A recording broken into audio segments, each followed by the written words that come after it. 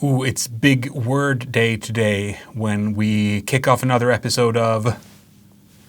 I'm just going to have to look at my screen real quick to read this one right for you. Hold on. Subsidiarity. That's the big word of the day. I will try to argue that Facebook is the new Brussels for European.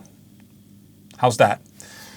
We used to be able to send representatives to Brussels to negotiate the Swedish standpoint in the EU, to figure something out so we could do stuff together, make it more powerful, make it more unified. Works out pretty well. Swedish peoples tend to, at an overwhelming majority, be in favor of the EU membership and what EU does, even though it needs a lot of reform, as any big organization usually does, right?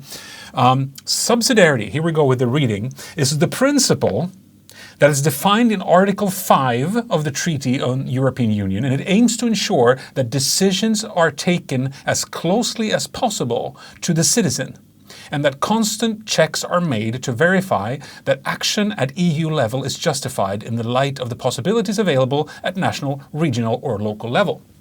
In other words, EU should stay out of our face when they don't need to be in our face. If there's a local option to make decisions, power should be held locally. It's a good way of thinking. It's a good principle. It's easy to sympathize with that, right?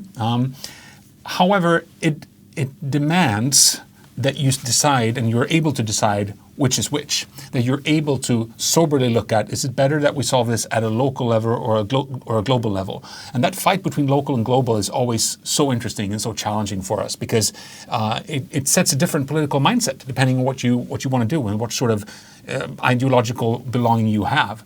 However, now big decisions about our public life, about our internet, is made at Facebook. We can't send diplomats there. We can't really communicate with them. They don't communicate with us. They're defining our public sphere, and there's no negotiation.